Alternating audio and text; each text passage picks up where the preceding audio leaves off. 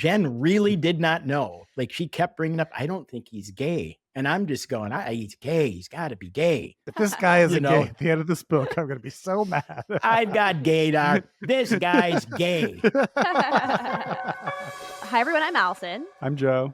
And this is Queer Cinema Catchup with a very special episode. We're joined by Dan and Jennifer from Bandcamp, and we're going to be discussing the book/movie Aristotle and Dante Discovered the Secrets of the Universe. Okay, you guys, you know I screwed up in our Instagram chat because I'm too lazy to type and I don't know how to type. So I was voice texting in and I said Queer Cinema Catchup, and it put ketchup like the condiment. I love it. Well, it made me laugh because Joe has an idea for a marketing, like an image of a ketchup bottle as a joke. You know, and eventually we want to have our own. Connection. We want to have our own ketchup condiment brand too. Someday. That's later down the road. Someday. many years in the future. What I love about your podcast is it's all like everything, like you say, it's coming like through this queer lens. Like you watch a movie through a queer lens, and like your latest episode is Death Becomes Her. Mm-hmm. Now that's not like a gay movie, or is it? No, I mean, I would say we find a way, though. We can find the queerness in the film, but we were actually talking about on the episode how the director didn't really realize that he was making a like queer cult classic. It's more like the queer community saw that movie back in the day and they saw themes that resonated with them and they kind of adopted it as their own and read that into the movie. So yeah, sometimes we'll look at films that aren't really explicitly queer and we'll kind of see the queer in it, and other times we will pick something that has obvious queer content or queer themes. Right on. Okay, now back to Aristotle and Dante. I think this is interesting because we just finished the book and both of us watched the movie last night. The 12th hour. We watched it on Tuesday. We watched it 4 days ago or 3 days ago. We both came up with different answers. We got to get our story straight. Well, we watched the beginning together, and then Joe watched the rest on his own because he goes to bed early and I do not. So I stayed up late. I know what we did. Yeah, I watched the beginning. I didn't get to see the end, which the point of the book or the point of the movie where I stopped watching it started really diverging from the book. So really? I'm so interested to hear. I'm really curious to hear about the differences because I don't know, Joe, if you felt this way. So I had never heard, and I feel I love YA material, but I had never heard of this book. Or maybe I had heard the title before and been like, oh, that's an interesting title, but never really looked into what it was about. Mm-hmm. And I felt like the last 30 minutes of the movie had all of the story or most of the story. And I kind of wish I had seen a little bit of that earlier in the film. And so I was just wondering like where in the book, like if the pacing was similar in the book or if it was really different and those things were added in later. And so, yeah, I'd be so curious to dive into the differences. Mm-hmm. I guess for our listeners, it would be good to set up Alice and I of Queer Cinema Catchup. We watched the movie, but did not read the book. Oh, yes. And then Jennifer, Dan of Bandcamp, you both have read the book and recently watched the movie too. And we're kind of like, I mean, not meeting in the middle. You guys did a lot of the work. Should we hit pause right now and you quickly read the 400 Yeah. We'll be right back. I am a fast reader. And then, so you both don't look up beforehand why the book was banned. You read the book first and then take an opportunity to then afterwards look up? Well, we will know the general, like, oh, there was racism. Or like with Aristotle, it's like, this is about the gays. Mm-hmm. Yeah, okay. yeah. Guess we better ban it because I guess they're fake. And all those fake gays. yeah, fake gays. We know why the book in general was kind of, banned, but then we read each chapter to try to figure out, like, well, what is it really? It seems like they get banned without even having been read by the people who want to ban them. So that's kind of where our interest came in. Like, why? What's in here? Yeah. I just saw like a TikTok, John Green, the YA author, he shared a clip, I think from like maybe a school board meeting. And it was, I think, an administrator talking. And she was describing how his book, Looking for Alaska, contained like material that was salacious and like would turn someone on, including like she used herself as an example. And then his response to it was like, very interesting. This is a book about grief and growing up. And the scene that you're talking about, I think it's this moment that happens between a young boy and a young girl who don't know what they're doing. And it's not supposed to be like sexy. And if that's what's turning you on, I'm a little confused and worried for you, but okay. And it was just I really liked the way he kind of called that out, being like, just because something's in the book, it doesn't mean the purpose is what you think it is. I think people bring their own baggage totally with them. right? I mean, we had, well, we should talk about Aristotle, but we did a children's book. Tell them about the children's book, because I think it's like literally a story about a kitten bringing sushi to lunch. Yeah. Aw. That one was taken off the shelves. And I don't even remember why. Do you know, Dan? Like, I don't. Moms for Liberty don't like cats, nor do they like sushi. They're eating the cats. They're eating the dogs. But yeah, people bring their own baggage. That's a really good way to put that in. Back to Aristotle and Dante. To Okay. answer your question, Allison. Reel it in. You said you wished that the beginning would have more story. So the funny thing is, the book comes from this introspective kind of point of view where it's literally, remember the very first scene in the movie where I think he said something, he's walking down the train track and he said, I had a dream last night and wanted to wake up hoping my family would be normal or something. Yeah. That was like the whole book. We're hearing his words. It's his inner dialogue kind of doing it. So it's definitely Ari's story, but I mean, they could totally do it that way. And I think they should have, but all of a sudden, because it's different when you're making a movie, I think I've never made a movie, but you have to go into this visual storytelling instead of inner dialogue. Is it called first person when the protagonist is the one speaking the whole story out? If it's an I perspective, then yeah. Yeah. Or inner dialogue, I would say. I Mhm. wondered if that was maybe how the book was constructed, because it felt like we were missing some of what was going on inside of their heads in the Mhm. beginning. Yeah. Then I found this interesting quote from the director, Aish Alberto, and she, to your point about how it was very internal, it has to be more visual. She said something like, we shot a lot of iconic scenes, but the ones that remained on the cutting floor were scenes where we as an audience were ahead of the story. They were too intimate between the two characters, where it wasn't guiding or taking the audience on a journey of questioning like Ari was. So from that quote, I took it to mean that there maybe were moments in the book where Ari and Dante are getting closer in a more romantic way earlier, but they took those out because they wanted you to feel like you were Ari and feel the uncertainty of identity and the questions or something along those lines, which I don't know if that was effective, to be honest. That's a really interesting, like, no, actually, it was so funny because when Dan and I started the book, we knew it was a quote gay book. So we assumed the characters were both gay and they would both kind of find their identity throughout the book. I swear, I'm not making this up. The last 10 pages, I did not know if Ari was gay. Okay. So still like an open So- question at the end. We knew Dante Yeah. was gay. We knew Dante was Mhm. gay. Yeah, that becomes clear. But in the end, I thought it was going to be a book where there was a gay character.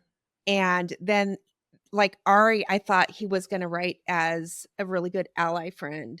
And like Mhm. showing that you can be a good friend and not have to be gay, to be friends with someone who's gay. Yeah, like there Does could be that a make love. sense? Absolutely. Like Mhm. there could be friendship and love between two people, and one's gay, Mhm. one's not, and that can exist. Jen and I are straight. You guys are gay. I want to see gaydar between all of us. Jen just said we had no clue. When you were watching the movie, at what point did you know people were in fact gay? In general, I felt like the way that Ari was presented, it seemed like he was really struggling with his sexuality. And I think he like has that struggle until the end. And so I really did. I mean, when Dante kisses him in the car and he has such that like intense I reaction. don't think that was in the book, right? No, it's not. The scene was in the book, but it wasn't like that. Joe went to bed, and that was the scene that right when he went to bed, I was like, things are happening now. You I was should like, come go- back downstairs. Yeah, I was going back to bed. Like Allison was like texting me these long messages of everything that was happening in the movie. I was like, oh my. But yeah, for me, I was like, oh, maybe like Ari's questioning his sexuality, or he's going to just end up being an ally in the end. But then when that intense scene happens where he reacts so violently against Dante, I was like, oh, he must be gay. That's what I thought too. I knew Because he's intensely denying it. Yeah. He's probably I'd be gay. so upset. Like for Dante, I knew in the beginning because there was when they're in the pool, Dante's helping Ari learn to swim, and he's kind of looking at Ari in a way that I read as romantic or like interested in him, and then he shortly thereafter, within the first like hour, you kind of hear him say it explicitly, and then I agree. I feel like with Ari, as the movie progressed, I was like, I'm not sure. He does seem to be interested in different girls at school. Maybe he's bi. Maybe he just feels friendship to Dante, and Dante's the first person that like helped him come out of his shell. So he just feels a lot of love for him. But then I think the car scene and the reaction, I was sort of like, all right, I think this is kind of going to go in a different in a different direction, a more Mhm. romantic direction eventually, if it's a happy That's- ending, yeah. which I assumed it was going to be a happy ending. And I know, like, people listening who have neither read the book or watched the movie, we're probably jumping all over the place. yeah, I could give like a 2-line summary so the people who are listening know where we are, and then we could dive in if we feel like it's where we're at and we want to keep it flowing. I'm cool with that, or whatever. I'm up for whatever. Plot. Okay. All right. So for those It's what of the us people want. who haven't seen the movie or read the book, this is a story set in the 80s. It's about a young Mexican-American boy named Ari, who befriends another Mexican-American boy named Dante. And Dante is maybe more extroverted than Ari. And they kind of forge this unusual but strong bond. And then they do have to spend time apart because Dante's family has an opportunity for a year in Chicago. And in the interim, Dante realizes that he's gay, and Ari kind of finds himself and begins to question the emotional coldness of his family and their inability to talk about difficult things like the arrest of his brother. And when Dante returns, the two of them, they're trying to pick up their friendship, but there are questions about romance and identity hanging in the air. I'd be curious, does that plot also closely follow what happens in the book?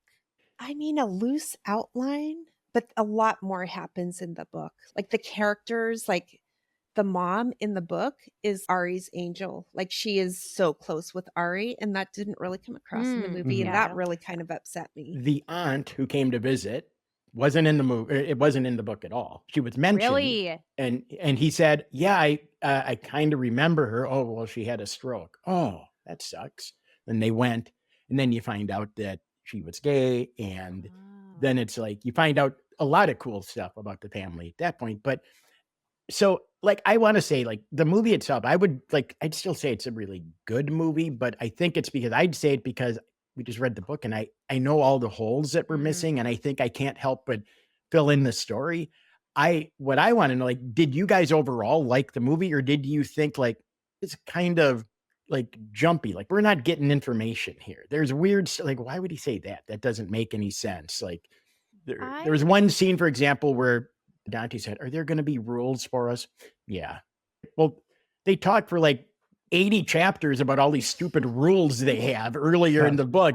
That line did seem very abrupt. I was like, what do you mean I did think that was a rules? What are weird you thing to talking say. about? I just chalked it up to it being the 80s, and like having someone come out as gay was more shocking, and that's what I thought. I thought maybe that's why they were talking about rules, because they didn't. I don't know, Oh. but I was confused by that part. And Yeah. then I was reading a little bit about, like, I was on a Reddit thread that described, it was like people who had read the book were reacting to the movie, and one thing that I felt that they said that resonated with me was like some of the side characters, like, oh, you missed all this information about them, like the girls who were his friends at school. Mhm. I was so confused by them. Like, they weren't very nice to Ari. They'd I don't always know show why up Ari and say even something spoke to mean. them. I'd be like, shut up, And- go away. But apparently there's more to them than that. So I feel like there's things like that. And they mentioned another side character. I can't remember who it Was was. it that but stoner Joey Esposito? He was cut from the movie. He's Yeah, this little maybe. stoner who shows up to sell him pot all the time. Not even sell him pot. He just pops up every few chapters going, does anyone want to get high? And are you holding? No, we don't have anything. We don't do drugs. All right, later, and he's gone. There's Joey, ladies and gentlemen. Yeah, Love I that- just feel like love there that were like guy. things missing that maybe would have made the world feel more like fleshed out. Because I mean, I know it was set in the 80s, but it almost felt like it wasn't, except for some of the costs, like the outfits. When I watched it, I felt like, oh, that was like a nice enough movie, but I'm sure the book is better. I feel like it had a pacing problem, and all of the meat of the story, the stuff that made the conflict interesting, happened in the last 20 minutes. So I kind of was, let's say I'd give it like a B. But then when I read a lot about how it got made and just how many important like Hispanic actors were influential in getting it onto the screen, and there was like a quote from the director talking about how like the dad being so supportive of the son, how unusual that is in a film about queer identity and Mexican American identity, and how someone came up to the director after the screening and was like, that's not realistic. Like, a dad like that wouldn't be so supportive. And the director was like, that's why this movie is so important, to like put that out there. And that made me actually like the movie a whole lot more and Mhm. want to be its champion a little bit, because Yeah. So I'm kind of in two minds where I'm like, my experience of watching it, I was like, that was fine. Maybe I'll read the book. But then Yeah. reading all about the history of how it got made, I'm like, oh, I should. It deserves Yeah, to be talked up a little bit. So I'm on the fence. That's my takeaway.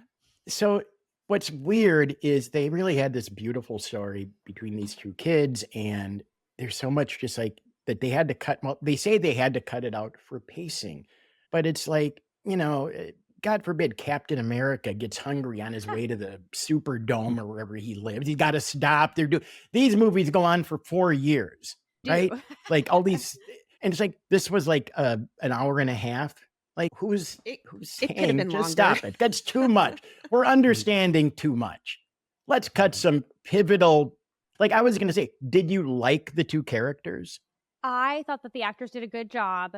I did not like the movie, and I just think it was really like, I felt like it was really bland, and it just didn't feel like it's set in the 80s, but it didn't look like the 80s. And then it's telling a story that I feel like I've heard before. And yes, there's like Latino queer people, is like it's important to get the story out there.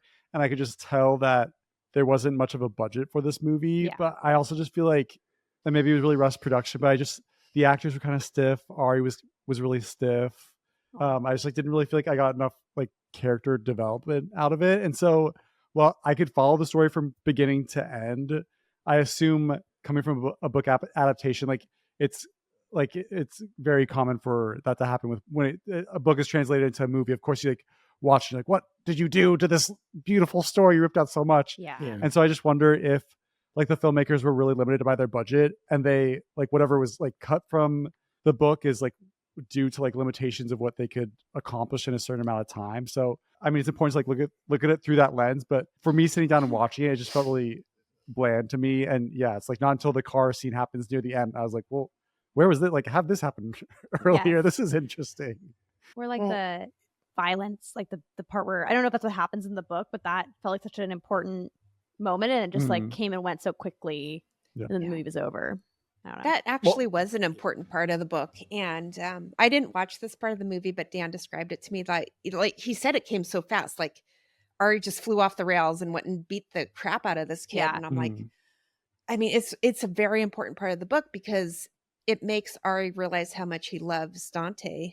Mm-hmm. And it doesn't come up that fast. Like, and it actually has a lot to do with his brother, his incarcerated brother. A lot more appearances in the book, like his specter, not him actually, but the repression, not talking about, it's symbolic. This kid's going to the library every day, going on microfiche, trying to find anything out about his brother because his mom and dad will not talk about him. Wow. It's like he's dead, or not even worse. It's like he never existed. But the reason I brought it up about the beating up scene is because that's where it broke with the family to finally talk about things. And they didn't just talk about the brother who was incarcerated because he picked up a transvestite prostitute and killed that person, which I thought was incredibly relevant to current times with trans women being killed just for existing. Transvestite's not a good word to say, right? It says it in the book. Transgender. I think, transgender. I mean, I think like I'm sure there might be someone out there who says like whatever an individual person wants to be called. If someone was like, I like that term, then that's fine. But I feel like, generally, I just used it because that's what they said in the book. No, that makes sense. I feel like the book was set in the 80s. So to get back to that, when he beat that person up, it should have that was a major turning point in the book, at least. And I guess it didn't make sense in the movie.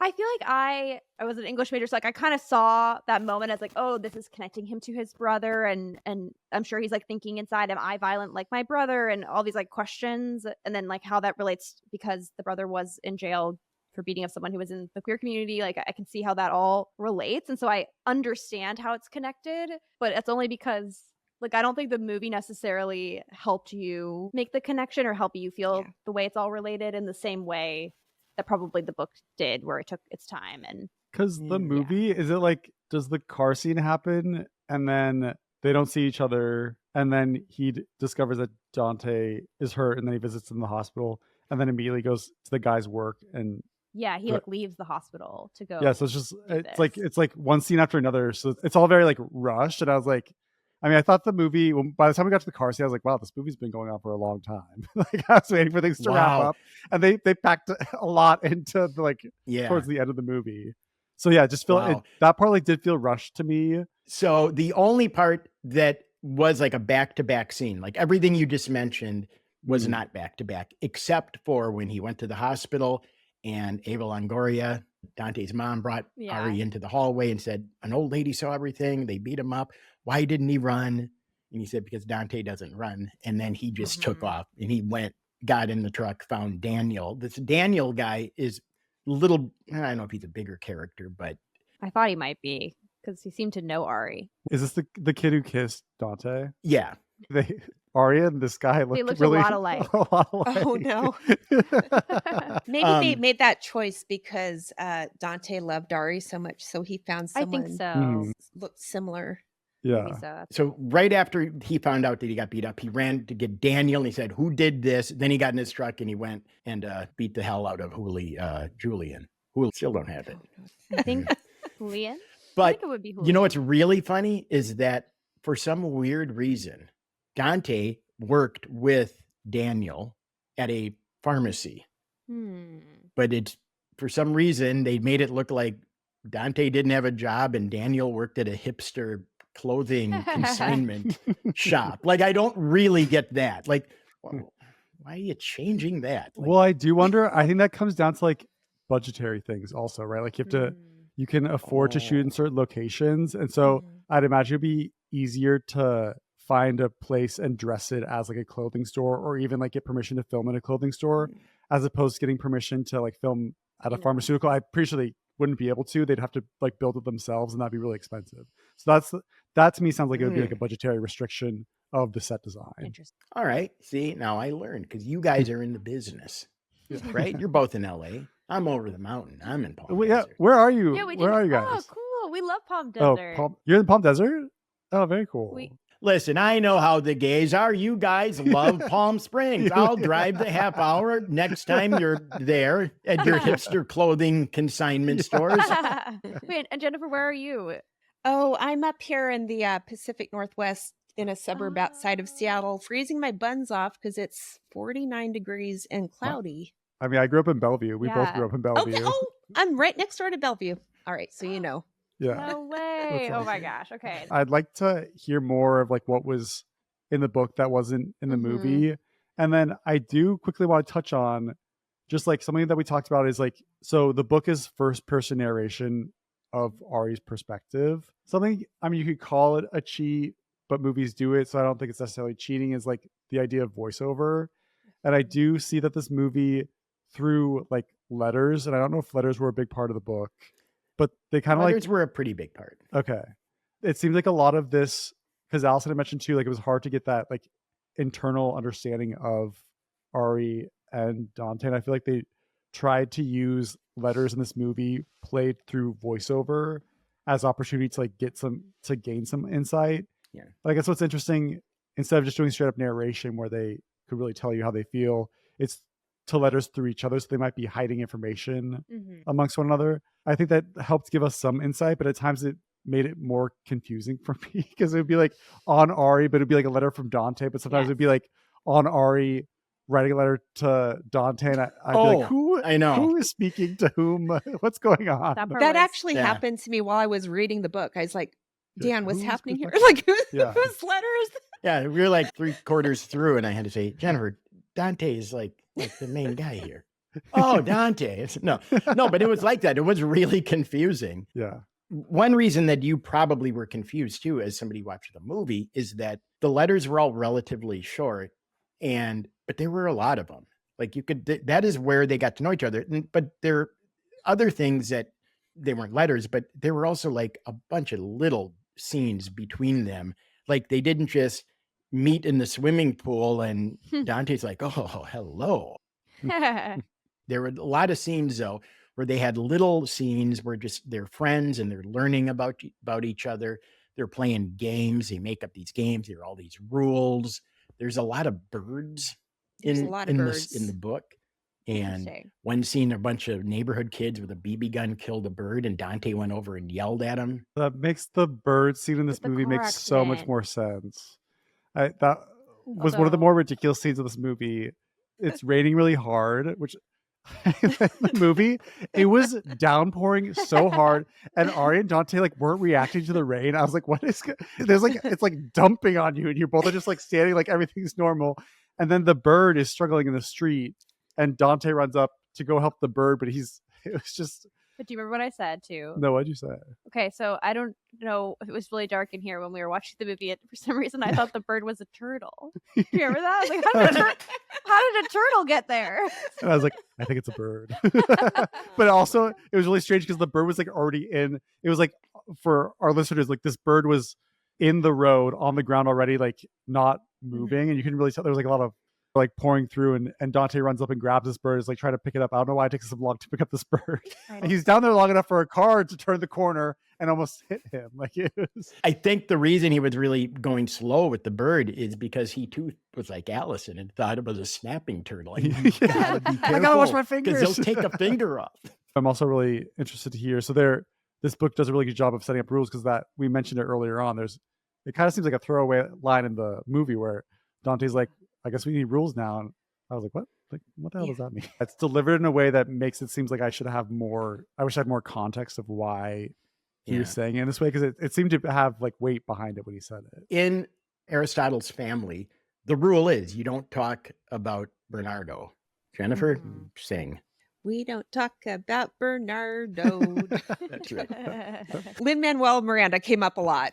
We don't talk about Bruno. What movie is that Oh again? yeah. Oh, and Encanto. Encanto. Encanto. I'm sorry, I yeah. have two So- young kids. Yeah. No, Do we think that both I love- Encanto and Hamilton was inspired by this book? Is there any chance? I think so. I think everything's all interwoven. Right? Did he do the music? He did. Wait, no way. Unbelievable. Yes. Wait, now I'm just realizing. Wait, I think this might be true. Wait, just as a funny aside, my favorite story about that song, I was watching the Oscars, and my mom was watching the Oscars in a different state, and then they performed that song, We Don't Talk About Bruno, and then my mom texted me and said, Allison, who is this Bruno that they are singing about?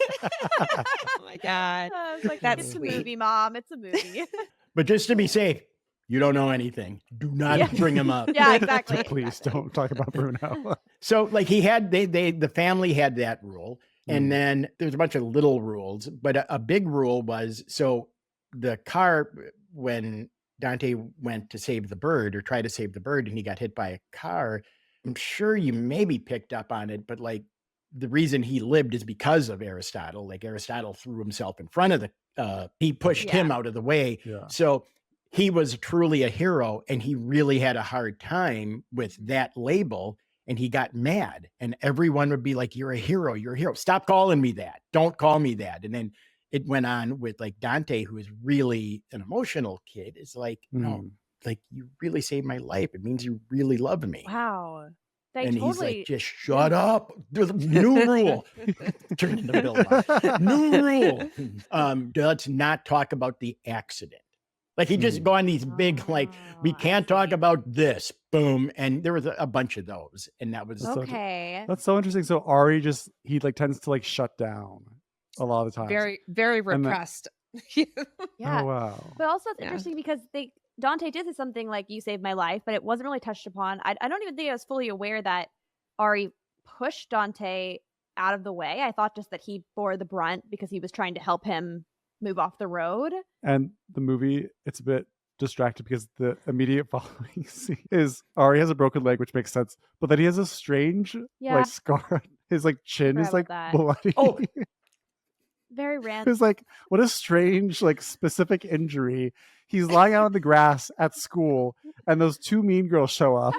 They sit next to him. I forget what the conversation is, but then they end up calling him like a liar or something like that. It's like, what do you mean he has like a leg cast on? How can he be a liar? He's clearly injured from this car accident. this long con. Yeah. But I don't know what the con is. Gonna get dressed up. For April Fool's Day, a girl in my my middle school class did pretend to have a broken leg all day, No way. and she was lying. Did you sign it? I don't remember. And did you take your signature back after you found out? Lie. Erased it. But yeah, and then knowing about the rules too. I mean, that like really speaks to knowing that it came from his family of origin and that he's like adopting that as a philosophy of his own. Mhm. That's like so emotionally interesting, and they to not have that be really present in the movie. And then even when he brings it up, should we have rules or whatever in that in the other car scene when he says I won't kiss boys, to me it seemed like very Oh, strange because why would that be? I don't Yeah, know. there was a whole thing. Well, Dante was in Chicago. He started hanging out with this girl and they kissed. And then there was this whole thing. And then he realized, I don't know if that's my thing. I think I like guys. You like guys? Do you think like they're going back and forth in these letters? You like guys? Okay. And the other thing, like Joe, you said that you thought the actor who played Aristotle was really stiff.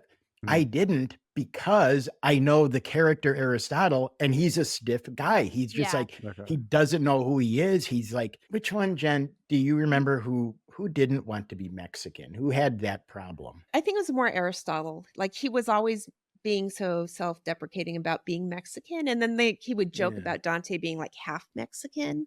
That was a little bit in the movie. And Dante also said like, I thought he had a specific relationship to it where he felt like other people in his community didn't view him as Mexican and like saw him as like I guess like a white character or just like someone who shouldn't be included in this group. But then and then I think Aristotle said back, but no, you are. So I thought he might have had an interesting relationship to his identity too. And I feel like a lot of that is very rich and interesting and probably was explored in the book and was not really explored in the movie yet. Just having you all like describe this to me, I'm just getting chills from this is a story that I'm missing out. I guess I do need to read the book.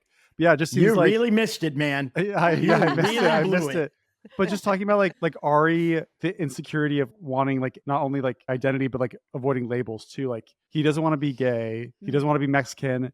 He doesn't even want to be called a hero. Like he doesn't want any like any identifications placed on him, which is like so interesting. So yeah, just funny like not having the understanding of like what the book was like showing of Ari's character. When I'm watching this movie, I feel like it feels like a stiff character to me when actually the actor could be doing a really good job on him. I think that what you're talking about with him being so stiff, that it really bothered me how little Aristotle's mother was in the movie, because their relationship is so special in the book. And Aristotle is wickedly funny. Like he's really funny. And so was his mother.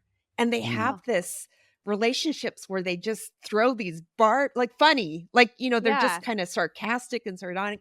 It's amazing. And it is funny. Like we laughed out loud sometimes at the things they said to each other. And that was really missing in the movie. And his character could have been a lot more rich had they developed that more. So yeah, because it would have shown that beneath the kind of stiffness that he had, that there was more levity that he was kind of concealing and only felt comfortable sharing with his mom. I was reading that the mom is a very, very famous Mexican actress, and so I feel like they should have given her more to do. Another pretty major thing, another rule in Aristotle's family is don't talk to your dad about the war. So he was in Vietnam, and halfway through the book, I mean, it's weird because we have to remember that it's coming from Aristotle's point of view, right?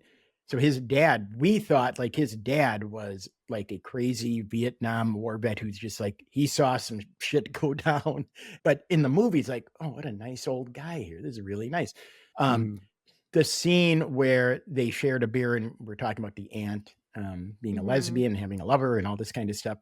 It was right around that time when they finally had a family meeting and said, okay, I'm going to tell you what happened to me. And like, he lost a friend and they were in Vietnam running to a helicopter and his best friend got blown up and he's like, help me. And the other guy's like, you got to come. So he left him. So he's just this guy who's just like truly tormented. This whole time, Aristotle's growing up where he has this awesome relationship with his mom who they really get each other.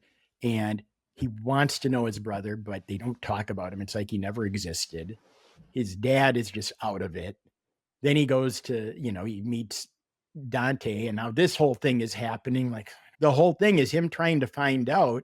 I don't know if we joked about it. I kept calling it, this is like some kind of crazy gay intervention where his family is coming like, listen, you are gay. Yeah. Would you get it? Like, I don't know if that's common where the parents are pulling, like, you got to get out of this closet. And Maybe and there's like poltergeist scene where the mom's putting a rope and like coming out. maybe in like 2024, but certainly not in 1980. Not in the 80s. There's yeah. no way. Yeah, that was really unique, I thought. I think it's nice, like reading that quote from the director about how that could be really helpful for people. I thought that was like a good point. But yeah, it definitely felt unusual for that. So that wasn't in the book, or it was in the book? The parents kind of saw his identity before he did. Yeah, but it was, they rushed so much of it. I mean, they didn't really, I don't think they had any clue. I don't think the parents had a clue for a long time. Dante's parents like instantly knew. And I think they also knew Dante was gay.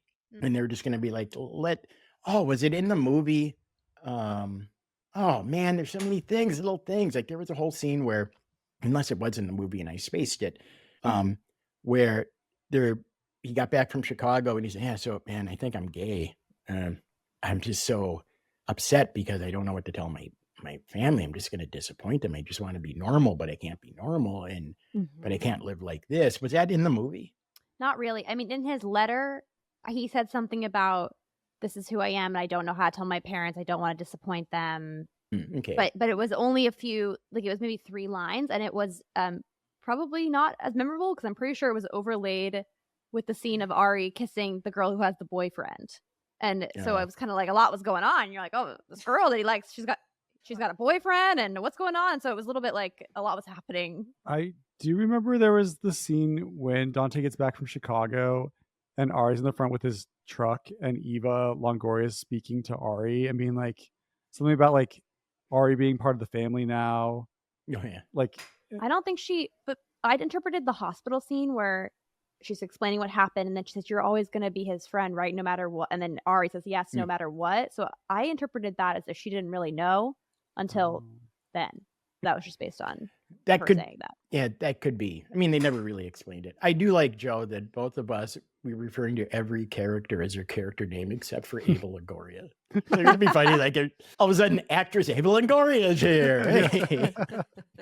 Basically, let me see if I can find it. Basically, like this writer-director read this book, wrote the script on spec, which is like when you just write it when no one's asking you to for free because you are hoping that you can do I it. love when you said nobody asked them to, but they're writing it anyway. You know what I do all the time? And then they... Oh, I understand. Jennifer, this is what we're doing with Bandcamp, you understand. Yes. No one asked for this. Exactly. And so then she went to the writer, who, by the way, was... I'll throw in another fun fact. He is a gay man, but he was married for 15 years and didn't come out until he was in his 50s. Married to a woman, I guess. Yeah, married to a woman. And so she goes to the writer and says, this is what I've created. Like, I really want to make this movie. He reads it and he goes, these characters are yours now. And like kind of gives her permission to make this movie, which feels very unusual for it to be her approaching him. Then somehow she knew, or was at an event? No, or was working on a project that Lin-Manuel was working on. And then she brought it to him. Then they got Eva involved, and she was the one who was really influential in getting it financed. Oh my God. So like it was just this really cool story of people like reaching out and being like, hey, can I do this? Will you be involved? And then them caring so much that like actually became a real thing. Yeah. So Eva Longoria did a lot for the movie. I mean, when I saw that she was in this movie, I feel like I was like, definitely this seems like a labor of love. Yeah. This movie being made, and that's like important for these stories to be told. Totally. I just say it a little more. Because I'm always the idiot. Ava Longoria also was very important in making this movie about the true story of those real hot Cheetos. And I'm not making like it's Cheeto real. Movie, but yeah. It was so good. Really? It was really a good movie. You guys should look at it through a queer lens. Maybe we should. There can't be anything gay about that. You can't. I mean, it's just Cheetos. Cheetos, those are pretty gay. Well, I have this thing about it's not right, but there's just so many movies about like the origin of a product, like Cheetos or Pop-Tarts or Snickers, and I'm always just like, I don't want to watch that. Like I kind of get annoyed for no reason, but I'm sure it's like really good and I should give it a chance. I don't know. One more thing is the weird thing, I think, like I kind of brought it up in the beginning that, the book was really introspective, and then, but then making the movie, they had them with this big visual storytelling. And like Jen said, we didn't know until literally until the gay intervention. Even like after that, we still didn't really get it. And when does that happen in the That book? Towards the end. Toward the Like end, the very yeah. end. Like the last 20 pages. That's when everything breaks because like the fight scene where he beats up the guy who beat up Dante, Mhm. that's really when everything broke and they got up this envelope about Bernardo. Bernardo. Bruno. Shh, don't talk about And Bruno. they're all sitting around the table with this like they're all drinking like Aristotle and his two parents. And they just start talking about the brother, and then like right after that they talk about how you should probably be with Dante and be happy. Yeah. Why? Because you're gay. Huh? What do you mean? But I like that the like brother part is tied to that part because it's like they're finally opening up.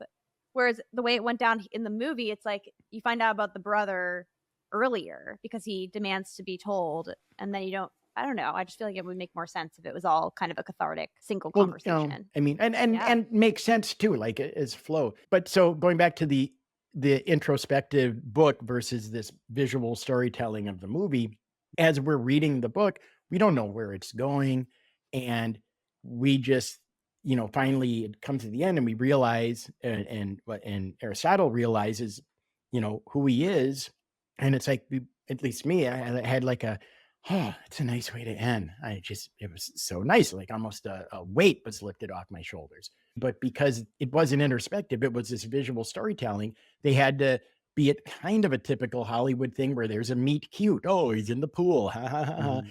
And we know they're going to end up together. And sure enough, they ended up together in the back of the truck looking up at the really cringe thing that they did with the CGI and the Yeah, the stars galaxy. and Yeah. in the hand.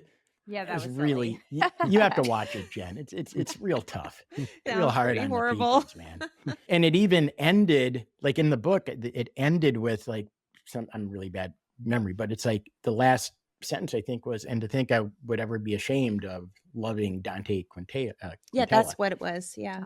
That's Yeah. beautiful. But that wasn't like that in the movie, right? I forgot how it ended, but it was probably and you never know what's gonna be in your hand. And then like, some kind of weird.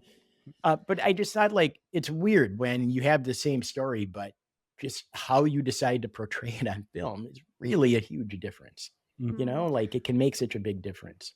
And I wonder how just in Hollywood screenwriting, all of that versus writing a book, I feel like there's like a lot more, it involves a lot more people. Post writing a book, it come from that singular person and really like come from there. And I think just a lot gets changed when a movie's made. And I always say all the time, I'm like amazed movies get made because of how many people get involved. But I'm sure like that's like everyone comes in with their, like we say, like everyone comes into something with their own, like we were talking about why books get banned is because people come in with their own perspectives and such. And that's kind of what happens with the movies. Like everyone wants to get their like fingerprints on it. They're like, actually, this will be a much better ending. This will be a much better. So that's how things like get like tweaked. And then, yeah, you come out with this product. You're like, this is a lot different than the Right. book I read. Do you think there was a guy like at the studio who came in like at the end, like, did these guys have to be gay? Could Oh, probably. Probably. Without a doubt, as that is a joke, I'm sure at one point that was in the Well, conversation. maybe we could, Yeah. or even I'm sure there was discussions about how many kisses they could do and things like that. Just Oh yeah. yeah, Or sure. is there any chance, like as a fun adventure, you guys go and break the brother out of prison? Like it would be cool. Like what? No, this isn't that. I'm sure someone. Yeah, that was a note. Can we make this into an action adventure film? There So you that go. line about to think I would ever be ashamed to love someone as wonderful as Dante, that wasn't in the movie? No, wasn't I in don't the think movie, I so. don't Oh no.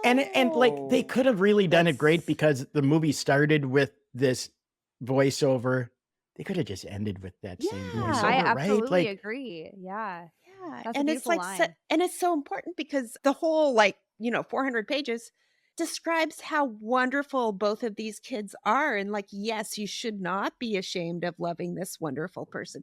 Like you get to the end, you see how great these characters are, and I guess but what you got from what I've heard, the movie didn't really portray them as well, like that very- scene in the car. Okay, so the car scene we didn't talk about. So they're driving, and Dante says earlier he said maybe we can be together, and Aristotle said no, I don't kiss boys, right? So then they're driving and he said, well, how do you know you don't like kissing boys? Like, we should experiment. Like, let's experiment. Mhm. Right. So they pull over, they look at each other, and Aristotle does not want to do it. He's like, because he truly doesn't know. He doesn't know. And they kiss. And in the book, it was beautiful. It's not the right word, but they kissed and there was just kind of like a pause, and didn't really work for me. Like, sorry, and it was like nice. But in the movie, he's like, what do you think? Anything? Get the F out of my car, you freak. And he goes into this. That was probably a note from the studio. That's so Probably. disappointing because that is not Aristotle's character. Like, that's the opposite. Because he said, no, I'm sorry, it didn't work, which is not the same as like yelling at him. And forcing him out of the car. So I'm so fascinated with this now, the way it happens in the book. And so, like, does Ari just say that to Dante because Ari's worried that he actually does have feelings, or does he truly not know, or is it like confusing for the reader also? We don't know. I think it's like in We the don't know. subtext, right? Like, that didn't work for me. Someone can say that, and the way they're saying it, maybe he said it like, that didn't work for me, but he kind of was like looking away. Like, the idea is that there's something else bubbling beneath the surface that he's not saying because he's a character who doesn't speak about his feelings. So it's like really that's such a more lovely. nuanced take in the book.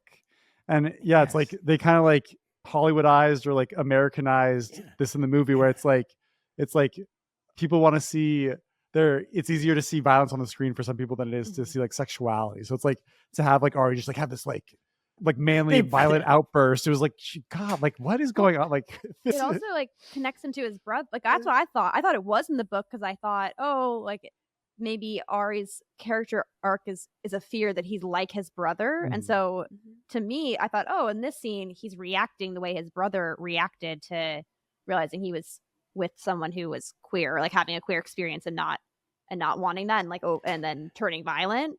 But if that's not what he was like in the book, then I'm like, I don't really understand.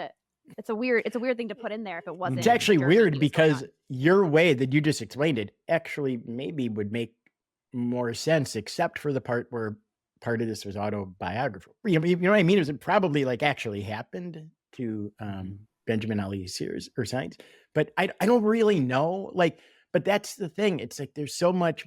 Like, we joked about it. One of the mysteries of the universe is like, what the hell's going on? Like, Jen really did not know. Like, she kept bringing up, I don't think he's gay, and I'm just going, he's gay. He's got to be gay.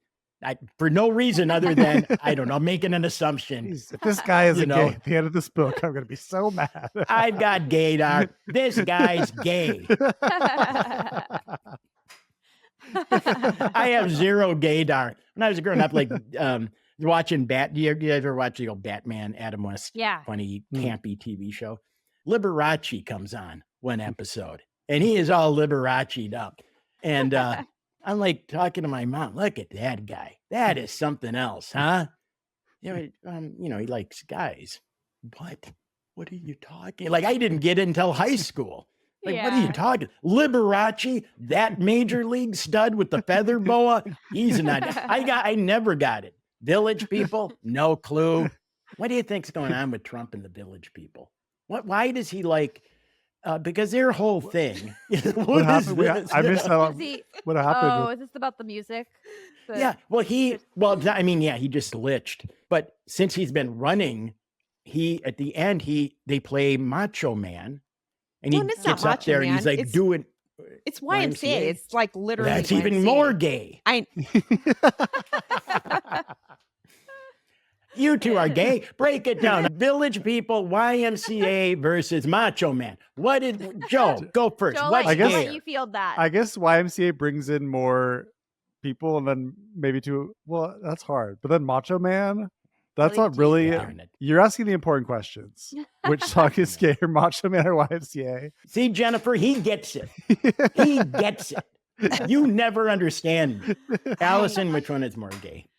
Well, I remember my mom told me that the YMCA was about gay I remember people, so I'm going to say that if she knew that, she's going to listen and be like, I didn't say that. But remember, so Allison and I went to grade school together, and they had something called skate rink, like once a month where you basically Oh. just like put on rollerblades Yes, and it was skating. an amazing experience. But every time we'd go, it was always exciting because every night they'd play the YMCA song. I'd always be excited to do the YMCA Really? dance. Do you not remember that? I remembered the snowball, which is when you got Well, to the dance. snowball, I remember that you know. too. I don't even know who does Macho Man.